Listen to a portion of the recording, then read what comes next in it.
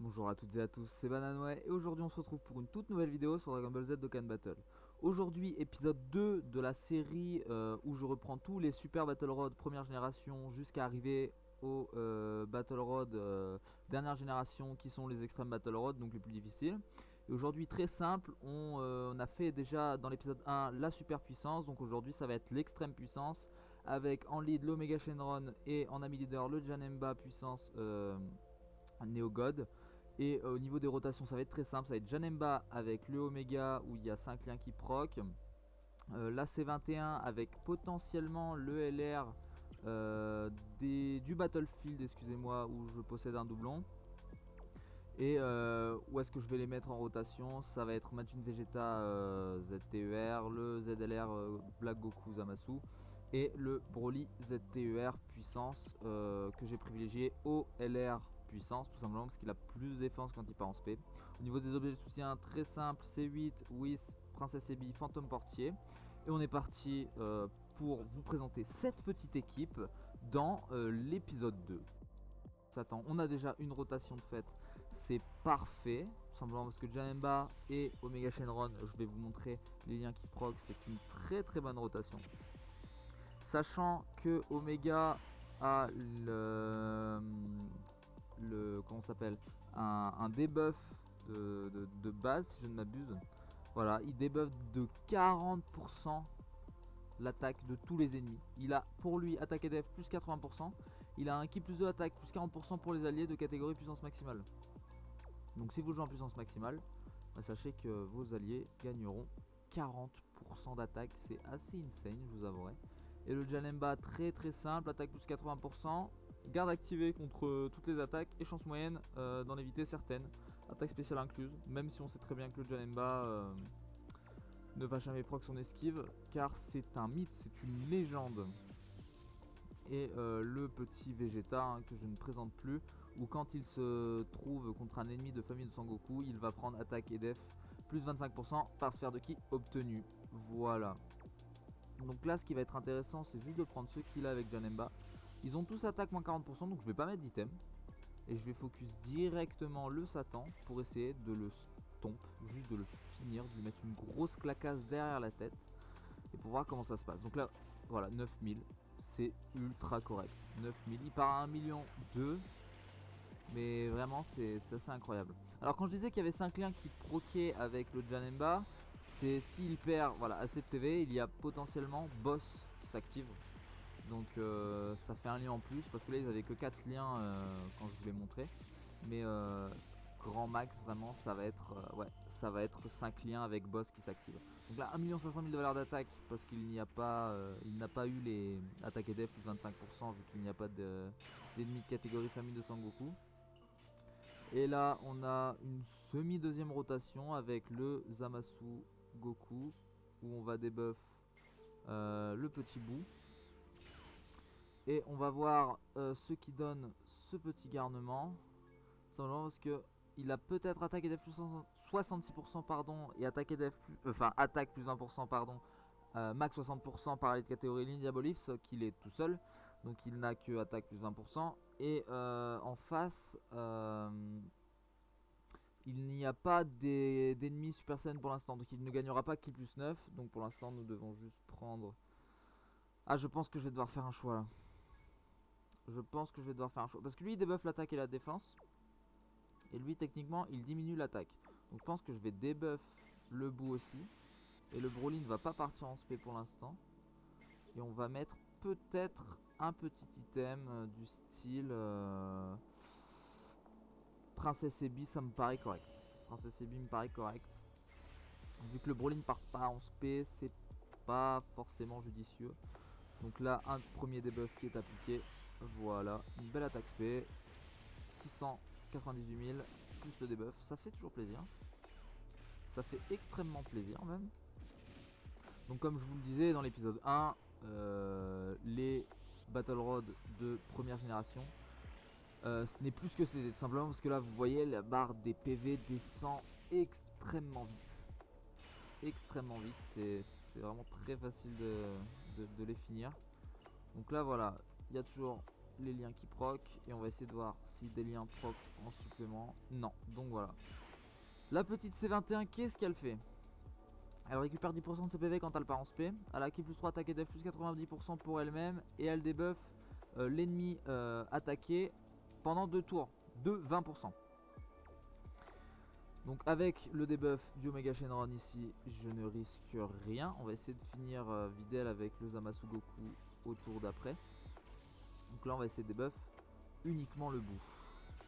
Et d'essayer de ne pas le finir pour voir ce que donne. Ah bah non, je suis bête, ça ne servait à rien de laisser le Zamasu Goku taper après, tout simplement parce que le combat va se reset vu que je vais finir le combat. Donc finalement ça ne servait à rien. J'aurais peut-être dû finir Videl avant. Ou alors ça va se passer ici. Ok, le Janemba qui s'efforce de tuer le petit bout. La petite C21 qui mange son bonbon et qui tue peut-être... Oui, qui tue la Videl. Alors là par contre on a une super rotation. Tout simplement car il a son passif de ki plus 9 qui s'active. Donc quand je vais le faire partir en spé ultime, il va me donner attaque plus 30% pendant 2 tours.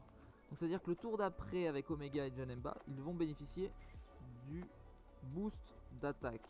Donc là on va finir, enfin on va entamer le Sangohan et peut-être même le finir. Et on va essayer de le finir avec Zamasu, voir si on spé ultime.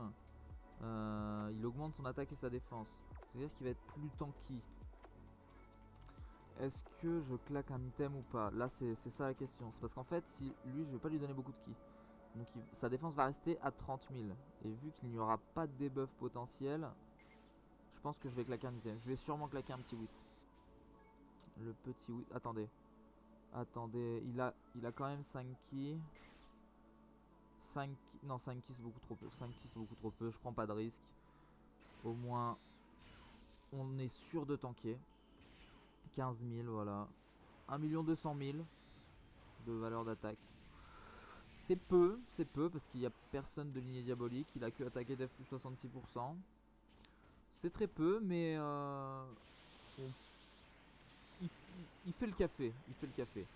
Simplement parce que là avec le Zamasu Goku qui arrive derrière avec voilà 1 500 000 de valeur d'attaque où il n'y a pas non plus beaucoup de liens qui proc. Enfin au niveau de l'attaque. Ça me reste. Ouais, ça reste correct. On va dire que ça reste correct. Pour pas trop jouer sur les mots, on va dire. Voilà, il tank bien avec l'item. C'est assez correct. Il a plus de du 500. Et lui, j'espère qu'il va bien tanker aussi pour voir. Ouais, 18. Ok, c'est bon, c'est parfait. Donc ce tour là, il va être très très simple. J'ai l'item, j'ai Omega Shenron. Donc on va finir le Gohan. Et on va commencer à taper le Goku. Tout simplement. En prenant assez de ki pour que tout le monde parte en spé. Donc pour les ZTR c'était un des premiers ZTR à être sorti. Il est un peu dépassé. Mais j'ai voulu ramener lui comparé enfin comparé, non pas comparé comment je pourrais dire ça. Je l'ai pris lui contre le Broly LR puissance. Simplement parce qu'il y en a un qui perd de la défense quand il part en spé et lui en gagne. C'est juste ça, c'est un point plus qu'honorable. Et là nous avons une bonne rotation. Et on va essayer de mettre C21 à côté de lui. Donc il y a juste peur et désespoir qui s'active. C'est pas une si bonne rotation que ça. Vu que ça proc aussi avec lui. Donc on va juste potentiellement le faire partir en spé ultime lui. Et lui activer son debuff et récupérer des PV avec ses 21. Et un debuff. Il va se prendre double debuff. Donc le tour d'après je suis safe. Avec le Omega toujours. Donc comme vous pouvez le voir c'est beaucoup moins facile avec cette team extrême puissance qu'avec la team super puissance. D'une part parce que vu que mon compte est basé sur le free to play, je n'ai pas beaucoup d'unités extrême puissance. Mais même avec celles que j'ai, ça reste assez complexe. Parce qu'il tape encore assez fort comme vous pouvez le voir. Voilà, hein, au niveau de la vie c'est pas trop ça. Mais si vous ramenez des debuffers et des supports, ça devrait relativement bien se passer. Donc là, voilà, encore une rotation où je ne risque rien.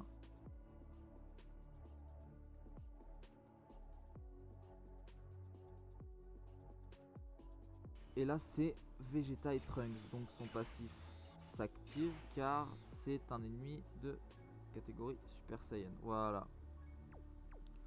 Donc là, je pense que nous allons faire...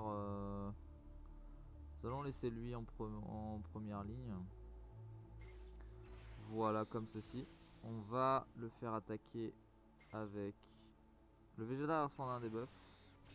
Et on va mettre un fantôme portier en guise de premier item. Pour laisser le Broly le temps de souffler. Parce qu'il ne peut pas partir en spé, donc son boost de défense ne va pas s'activer. Une maigre valeur d'attaque encore une fois pour ce roi Cole des Mecha Freezer, tout simplement parce qu'il n'est pas à côté de son meilleur ami. Un debuff pour le Black Goku, encore une fois. Boule d'énergie noire, voilà, 530 000. Ça fait plaisir. Et là, on a une rotation correcte. Hop, on va attaquer le Vegeta ici, ici aussi. Et on va peut-être mettre un item de soin, donc le C8. Je perds peut-être boss. Mais vu qu'ils ont... Il a eu un debuff du Zamasu, plus le debuff du Omega. Le Trunks a le debuff du Omega, il va se prendre le debuff de la C21. Donc techniquement, là, voilà. Techniquement, je devrais rien prendre. 50 000, c'est tout à fait raisonnable. Même très raisonnable. Hein, parce que là, vous voyez, ça tank bien. Ça fait des dégâts approximativement corrects. Le petit bonbon, le Trunks se mange son debuff. Voilà, pendant 2 tours, il a attaqué def moins 20%. Et derrière, le tank qui est assuré. Mais ça se passe plutôt bien. Ah, petite attaque spé du Trunks. 54 000, c'est tanky, on est toujours là. On reste sur nos positions, on va essayer de finir le Vegeta le plus vite possible sans aller en Dokkan mode. Ce serait préférable et on a réussi à ne pas avoir de Dokkan mode. C'est parfait. Donc là, vu qu'il s'est mangé des debuffs, j'essaye de finir le Vegeta au plus vite pour éviter de claquer un item et de debuff dans la foulée le petit Trunks. Avec un doublon, on peut espérer le crit. Ça m'arrangerait. Ils ont de l'attaque derrière, les alliés. Donc voilà, 1 300 000. Il part en spé ultime. J'ai pas fait attention. Pas d'attaque additionnelle. J'aurais bien aimé un petit debuff du Zamasu Goku. Et là derrière, une rotation très save. Où on va faire partir sûrement le Janemba en spé. Simplement parce qu'il est à 100%. Donc il va taper beaucoup plus fort que mon Omega qui n'a pas de doublon. Et on va faire partir le Broly en spé normal, hein, parce qu'il n'a pas de spé ultime. Et le petit Dokkan mode qu'il faut réussir pour se régène. Et finir le combat potentiellement. Et avancer jusqu'au 4ème niveau. Pour finir cet épisode 2. Et gagner les 6 petites DS que cet event propose. Donc là c'est une team que je vous propose pour que vous puissiez faire l'extrême battle, pas l'extrême, excusez-moi, le super battle road première génération en extrême puissance. Bien évidemment vous pouvez faire vos modifications parce que là en fait j'ai pris une team avec les moyens que j'avais parce que je suis basé sur le free to play. Donc là on va juste tuer la famille de Vegeta en premier pour que le Vegeta ZTR puisse bénéficier de son passif jusqu'au dernier moment. Donc là je pense vraiment qu'on va utiliser un petit fantôme portier pour voir ce que ça donne. Ils ont de la défense de debuff dès le début. On va utiliser un petit fantôme portier. Voilà, sur le Vegeta, on va debuff le Vegeta aussi. Et potentiellement le Trunks avec ses 21 ou le Vegeta. Non, le Trunks, on va rester sur Trunks. Comme ça ils vont taper tellement moins fort les deux dans le tour d'après. Parce que je vais potentiellement claquer un item au tour d'après. Je pense que je vais utiliser Louis, sachant que les alliés auront un bonus de 30% d'attaque. Ça fait extrêmement plaisir. Donc le Vegeta qui va se prendre un debuff par le Zamasu Goku. Voilà, un petit debuff de l'attaque et de la défense, ça fait pas de mal. Un double debuff. Et là ça ne fait vraiment pas de mal. Il est même quasiment mort. Ça fait super plaisir. Donc au tour d'après, le Vegeta meurt. S'il n'est pas mort. Voilà, il n'est pas mort, donc le Vegeta meurt. Avec une attaque spé du petit Omega Shenron. Le Janemba qui continue à taper sur le Trunks. Et le Vegeta ZTR qui va prendre assez de ki potentiellement pour pouvoir tanker les attaques du Sangoku. Là je prends 11 000. On finit le petit Vegeta. Et on entame le Trunks. Qui j'espère mourra à la rotation d'après. Parce que là je n'ai même pas claqué d'item. Donc ça fait que je suis assez tanky comme vous pouvez le voir. Rien qu'avec un debuff d'attaque moins 40% pour les ennemis. L'Omega Shenron c'est... Je pense que si vous voulez le réussir c'est une carte vraiment indispensable. Parce que son debuff est vraiment colossal. Vous pouvez ramener aussi le Rosé Puissance. Qui donne du ki et qui je crois debuff aussi. Donc s'il debuff vous pouvez le ramener. Mais rien qu'avec le ki il devient intéressant hein, vous vous doutez bien. Donc là on va commencer à entamer le Goku SSJ3 pour essayer de le finir assez vite. Donc c'est à ce moment là que je vais claquer peut-être un double item. Parce qu'il y a 0 debuff d'activer. Donc on réduit les dégâts de 70% et on récupère des PV. Au moins on est sûr de ne pas mourir ce tour là.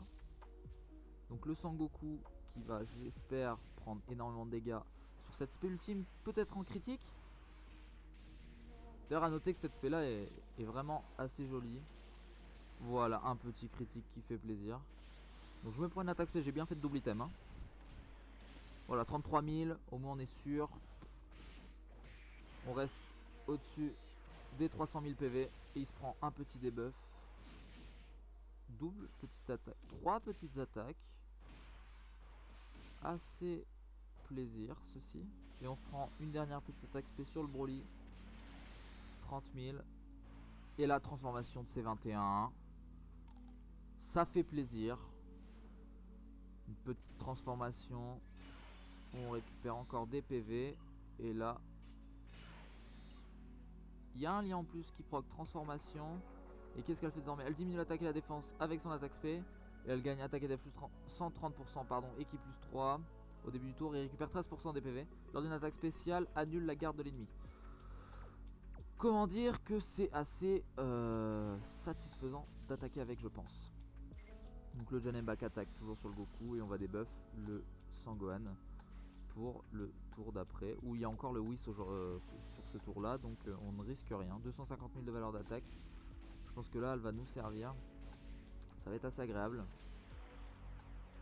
On va compter sur le Mega Shenron pour voilà, faire un bon petit jet de dégâts pour le Janemba.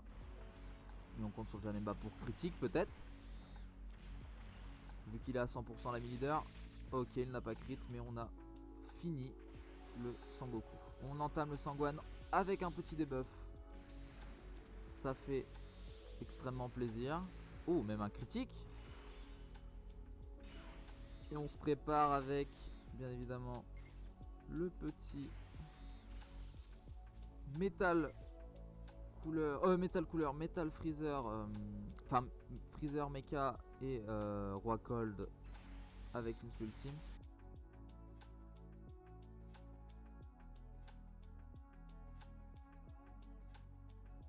On a joué avec le feu, c'est passé. Une bonne part de chance dans Dokkan Battle, ça ne fait pas de mal. Et un double debuff.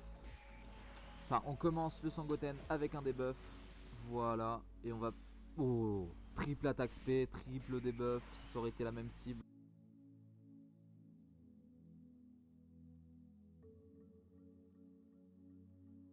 Et c'est toujours un très bon moyen de récupérer des dégâts. Si vous ne les avez toujours pas fait, excusez-moi. Unité à privilégier en extrême puissance, le Omega Shenron, si vous pouvez le prendre en double lead, c'est parfait. C21 qui est très forte pour les debuffs et la régène de PV. Et là, ce petit garnement qui nous a prouvé qu'il avait sa place dans la team. Et voilà, c'était le petit épisode 2 de cette série. Donc j'espère que la vidéo vous aura plu. Si elle vous a plu, n'hésitez pas à vous abonner, à lâcher un petit pouce bleu, ça ne mange pas de pain. On se retrouve pour une prochaine vidéo. Ciao, bye bye.